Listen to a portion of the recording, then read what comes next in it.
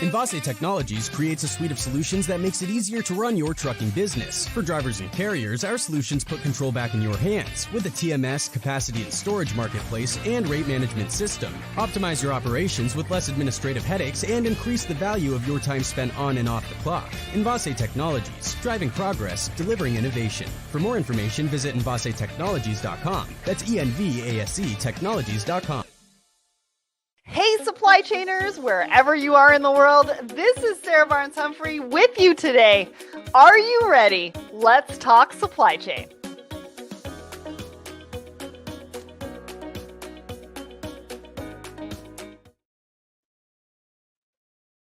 Hello, everyone. My name is Audrey Ross. I'm guest hosting for Sarah Barnes-Humphrey, who's traveling today. As we know, she's a big traveler, lots of events to attend. Thank you for tuning in wherever you are this morning, this afternoon, this evening. Let us know in the comments where you're tuning in from. Ashley and I already had a little chat about what the weather is like for us in Minneapolis and Toronto. To kick off, let's start with a quick word from our sponsors. Are you ready to find your community? If you are struggling to find a supply chain community of like-minded professionals, where you can level up, network, learn about best practices from experts in supply chain, professional development, and marketing, look no further. We created the Secret Society of Supply Chain to provide a safe space, a community for everyone in supply chain. We offer unique opportunities for everyone to connect and grow in 3 distinct value pack communities: the supply chainers, women in supply chain, and the creative room. From the learn at your own pace, content-rich approach of the supply chainers to the empowering community-focused space of women in supply chain and the marketing mastermind of the creative room, we mean it when we say there's truly a place for everyone. Head over to secretsocietyofsupplychain.com to explore which community was made for you. We've also got, we want to tune into some of the Let's Talk Supply Chain content. We've got episode 404, which is the Truck Parking Club. They'll be talking about creating tech that truckers want to use, why the industry is tough for the small guys, and transforming trucking logistics. Join us on Wednesday, May 8th for LinkedIn Live with Reveal, when good ideas go bad, parcel spend horror stories, and how to avoid them, which I know we all have our own tales of woe in that space. And let's, of course, remember, if you haven't already signed up to the Let's Talk Supply Chain newsletter through LinkedIn, so you get sort of a summary of all the hot content and details of everything that's going on in supply chain. All right, so thanks for having a look at that. Let's bring up our guest, Ashley Jens.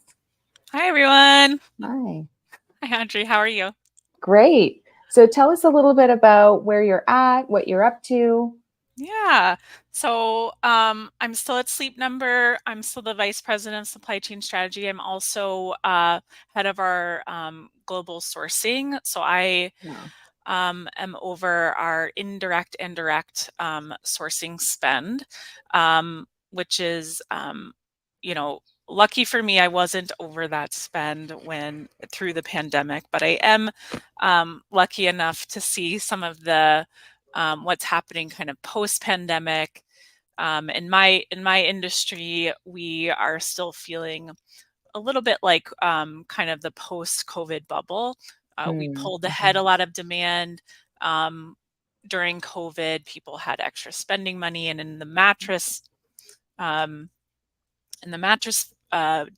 I guess industry, we're kind of having an industry-wide recession, and the reason for that is our consumers don't buy but every 10 years, and we're competing for dollars in the market. Typically, right, every 10 years we're kind of competing, but even more so now that we kind of pulled all that demand up in the previous years. So we're struggling to kind of use up some of our inventory, and I get to have conversations with suppliers around aged inventory and some other things. So it's a very interesting time right now. I guess the good news, just to kind of talk a little bit about the pulse in the market, the good news is we were, Yeah. for a while in the US at least, we were in a contracting kind of manufacturing environment. And we just saw in March we're Mhm. actually expanding a little bit, which means our Okay. consumer sentiment is growing a bit. We're seeing some growth in the manufacturing area. Things are relatively stable from a commodities and freight perspective, Mhm. which means we're really poised for a very excellent takeoff whenever we see some growth back in the U.S. economy. We're kind of in this weird spot where the consumer sentiment is good. We're feeling good, but we're still being a little bit careful about where we spend our money and what we're doing Mhm. with those dollars. So the good news in supply chain though is we don't have these large disruptions. We don't have a lot of chaos. We don't have a lot of instability. So things are looking good. It's a good time to kind of work on resilience and flexibility and speed as we look ahead to Mhm. kind of what our next disruption might be. So That's very much a case in this industry, right? Where you get that lull. We all have kind of our seasonal, we're in consumer kind of cosmetics and that kind of yeah, product, which is a little bit more impulse buy than a mattress is. But you do have those little lulls, and it's like that lull is not the like, okay, let's put our feet up and kind of take a break. That lull is like, okay, let's kind of look at what we've been doing, try to tidy up what we were doing, figure out where we can optimize, that's look exactly right. really, really monitor those, where we were spending, where we can avoid spending. And then, yeah, kind of it's all about like getting ready for that next, hopefully busier season in sales and less of busier season in disruptions. Yes, Yeah. absolutely. Absolutely. That growth. We Yeah. want to we want to Yeah. we want those units in supply chain. We're a unit business. We like units. So, Yeah. Yeah. Oh, you've got a fan. See him really likes your bed. So oh yay. yeah. Yes. Awesome. Awesome. We're all about individuality. So if you sleep different from Right. your partner, we have kind of the bed for you temperature or feeling. That's kind of our brand. So go check us Yeah, out. Yeah. which is such a huge, I think it was, maybe, I don't know, maybe just pre-pandemic, it was like the trend, right? Everything was going to be customization.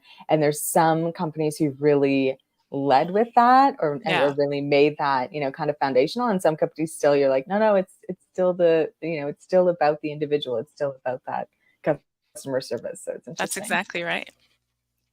Yeah. Let's pop over to the poll of the week. So Great. every Wednesday, Let's Talk Supply Chain posts a poll. So to this week, we've got, which factors do you consider when selecting suppliers for your supply chain? So the choices this week were cost, quality, reliability, and sustainability practices. Where did you land with this, Ashley? So this is interesting. So we use a balanced scorecard approach. So I would have all four of these things All of on these, my right? on my scorecard. And some would be rated higher than others potentially. We weigh cost and quality and reliability pretty Yeah. high. Yeah. Sustainability obviously coming in strong, and we'll talk a little bit about sustainability and driving sustainability through value through your product. But um, I would say all four are very Right. important to us. So reliability, obviously, though, I think quality and cost are part of a reliability metric as well. But Yeah. this is great. Yeah, this is Yeah. And sometimes that's the thing. It's a really tough choice. I think sometimes it gets you to really think about your answer, or think about like, wait a second, what do I focus on, or what do I look for? And then, I yeah, know. do I feel that cost and quality kind of fall under that umbrella?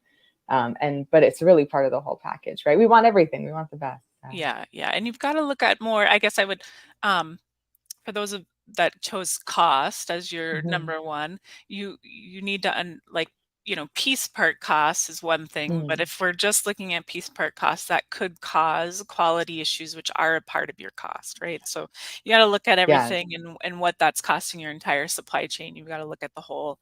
And as well as Mhm. reliability. If you have a supplier that's consistently not shipping you part of your PO, that is going to cost you a lot of money Yeah. somewhere, or is over shipping you inventory that is costing you. That's a cost of capital issue. Mhm. So you have to think about. kind of the total cost of those decisions and what that's Yeah. costing your business. So Yeah. You start to realize quickly that it's not just the unit price that is like, yeah, you're like, oh, wait, there's this thing over here that activates some sort of impact. And there's this piece over there.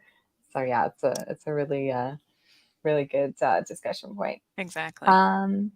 Okay, well let's dive into some of our articles because Yeah. we've got some great content today. I think our theme is sort of sustainability. We're looking at sort of some of the situations that have happened recently. So let's start with this one. We've got tens of thousands of live salmon, live ones, fell off a truck in Oregon and right into a creek, which I don't think is such a bad journey for them. They did well.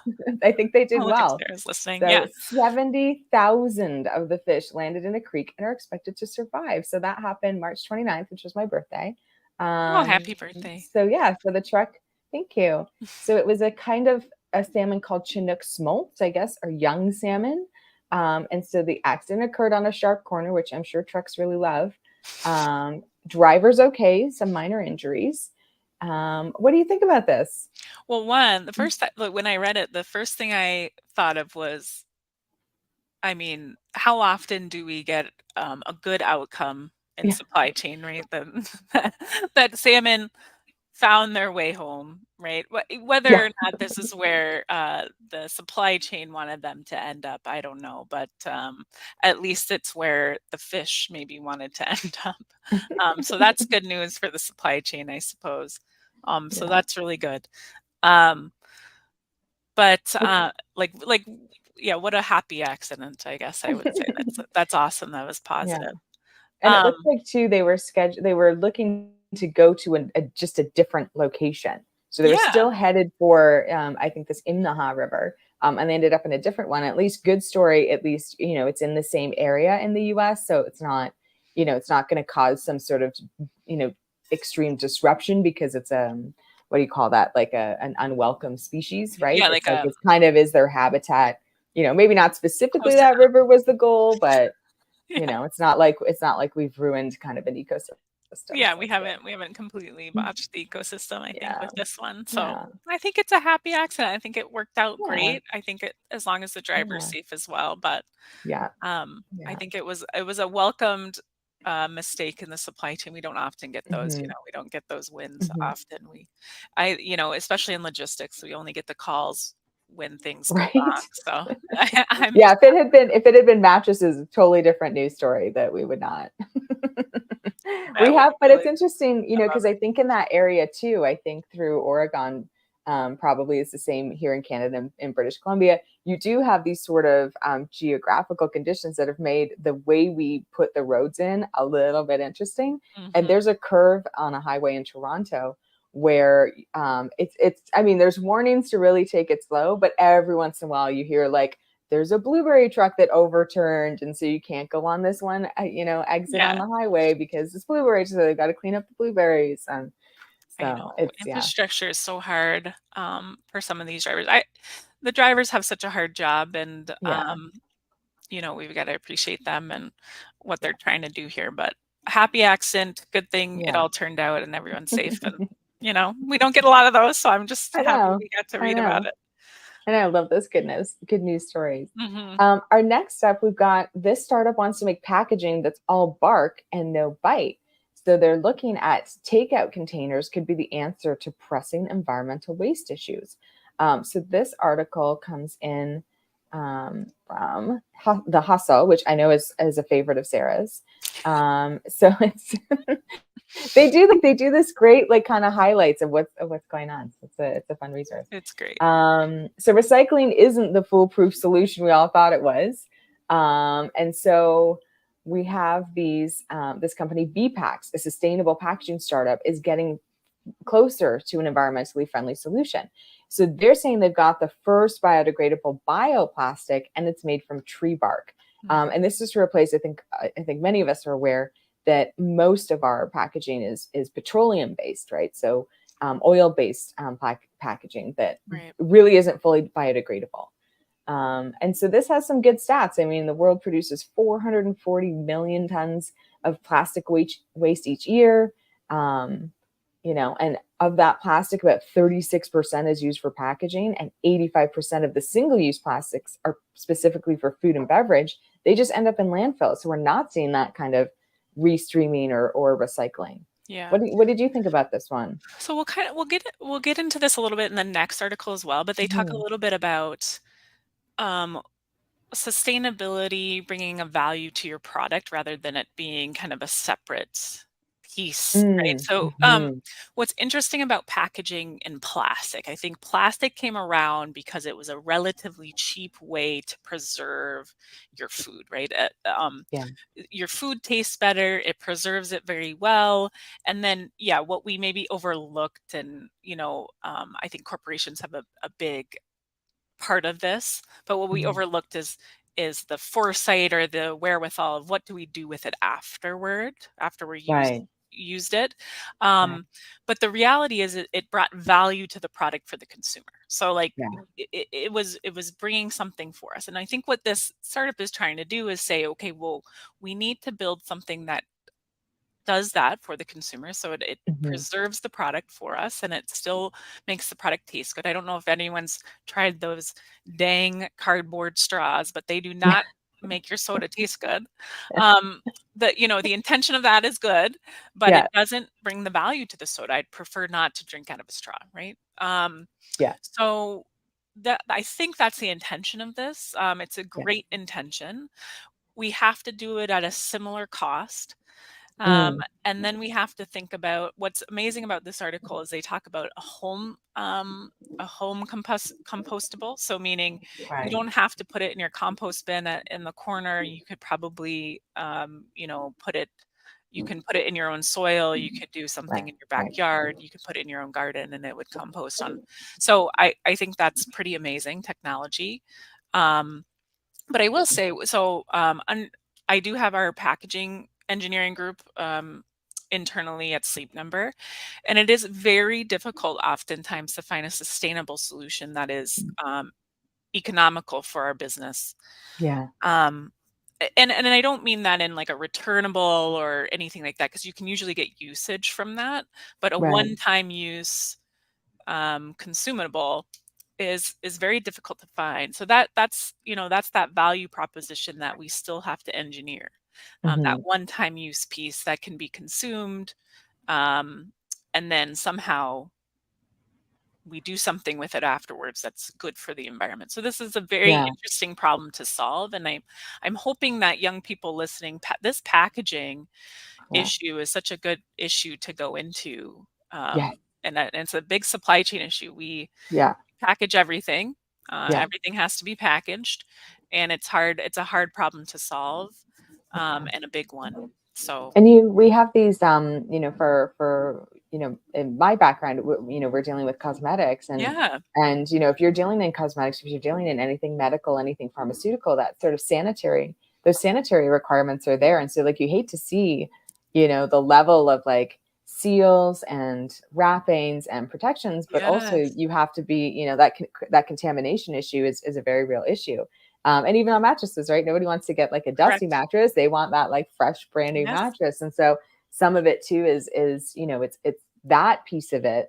Like you say, the customer experience, that piece is not going away. So then it's what can we do to kind of mitigate the high level of landfill? Kind of restream it, redeal with it. hmm And if you're starting a company from the outset, kind of thinking of okay, can you take it back, or do you know that the municipal program that you're entering into is capable of dealing with this. But seeing these startups come through, because it looks like too, this company is called BPAC, so they're in a pre-seed funding yeah. They're stage, very so new. they're kind of they're brand new. They've got a road ahead to scale.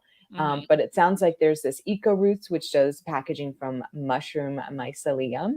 There's Traceless, which is using leftovers from agriculture and food production. There's NotPla, which is not PLA or NotPla, which manufactures the fully compostable packaging with a coating made from natural seaweed. So it looks like there's some ideas out there, and companies getting started on it. And it's just maybe it's adoption through the full market Yeah, and that we're looking to. I'd be so interested in to learn more. I always get a little nervous when we're also taking from the earth and understanding Yeah. like what that consequence is as well, and how Yes. we're, Yes. how we're dealing with that Yeah. and making sure that we're Yeah. bringing those back. Ooh, Yeah. there was an interesting article on Earth Day that said a survey of waste in landfills found the largest generators of waste for cocoa. Yeah, Some of that the bigger yeah. corps. Yeah. Yeah, that comment, I want to talk a little bit about that on this next Yeah. article about these large companies being kind of our biggest contributors to waste. Yeah. Because I think our next, our go ahead, Audrey. You can kind of Yeah. talk I about the mean, let's next jump article. into it Yeah, then. yeah. So, Let's get right into it. So this is from the Sustainable Fashion Forum. It was a post on Instagram. So it's going into, sustainable fashion may be more expensive, but that's not why people don't buy it. So kick off, Ashley. Let's finish your yeah. train of thought So, there. so I think it was, I think a lot of pressure is often put on the consumer. So it talks about how, the consumer isn't often buying. There's a perception issue around consumers going to brands that are just pushing the sustainable Yeah. lens versus, buying these more non-sustainable brands like Zara, Shein, and some Yeah. of our fast fashion brands. And I honestly think the consumer is maybe tired of Yeah. having to deal with this when we know that our biggest issue are some of the bigger corporations. Yeah. We often, the consumer has often had to put the burden on themselves, Yeah. and I think they might be a little fatigued and a little tired, little decision fatigue. So what they're Mhm. implying is fast fashion and these sustainable brands are actually price point neutral. There's a Yeah. perception that sustainable brands are more expensive, but they're actually not. So Mhm. they're saying that they've maybe forgotten that they need to compete, like with the same marketing, advertising. They need to compete in a consumer world, Mhm. which kind of goes back to sustainability. To me, just needs to be part of a brand, not the brand. It's not Okay. maybe a separate thing. It's part of your value. It should be generating money. It talks a little bit about how Zara and Shein and other brands are making money, and perhaps isn't the only identifier of a brand, but should be just maybe part of the brand, is I think what it's maybe alluding to in this Mhm. conversation. And it covers too, it goes into further down. This is like a very long caption It for is. Instagram. It's really, they jammed an article into that. But they have like a little, like a roadmap. The roadmap to addressing fashion's most pressing problems demands a multifaceted approach from all stakeholders, including the consumer. So support legislation and other strategies that aim at Yes, fostering consumer behavior and operational practices. The power of leveraging behavioral science as a tool for change, because a lot of the things that they express around fashion is that it's an expression for humans. that's right. It taps into our creativity, it taps into our senses of selves, and then when you have these, it also taps into a lot of comparison and what are my peers doing, Mhm. right? What am I seeing out in the market? Why am I not? Why do I have to wear the same thing every day and I can't just have a different outfit, the way some of the celebrities do, Yes, without addressing some of the reality of like, well, their clothes are a lot of the times borrowed. Like right. they have a little library that they're sending their clothes back to. So Right. it's They're not like they're renting the only essentially. person to wear them. Yeah. And for most of us, that simply isn't an option, having that kind of constant cycle of clothes. And I really like your point too around this onus is on the fatigued customer to Hmm. sort out. And it's an industry where the language, right, like we've seen large companies come in that are doing these things that on the surface seem very like, oh, you're going to do a clothing return or a clothing swap. Right. Okay, but then lo and behold, when that gets to the end of it, it still is just secondhand clothing that's getting dumped somewhere else, Right. right? It's maybe not getting back into the market. It's not being fully utilized. So Right. I think that's an interesting stream just for the consumer, because most of us do want to take, some personal responsibility, contribute to being sustainable. And that's just, That's exhausting. exactly right. It is exhausting. Um, and I know, and like Zara came to be. I remember Yeah. doing I don't know, some study on him in college, but the Zara came to be because they tapped into this idea of net kind of doing these runs of clothes and then having something new in the store. Yes. They went away from the seasonal behavior of the traditional retail. They just would do one run and out, one run and out. And that's how they competed so effectively with this kind of that mindset of something new all the time. And that's, I think, how these fast fashion brands kind of get you from this, like, there's something new, there's something new, there's something new. So yeah, it's just an interesting thing to think about. And it taps into that psychology of, we love novelty. We love, like, whoa, what's shiny, what's happening, and then they make it available. And then some of us too, it was seasonal can be a bit challenging because sometimes, you do forget, or like, oh, I do need a winter coat and I need it now, but it's the wrong season. So it's entirely before it would be entirely unavailable. You'd have to try and go somewhere else, or, order from a catalog. So that accessibility is like, it was a pretty good benefit, depending on where you live, the seasonality, but it gets hard to, when I think back to how my grandmother would have shopped.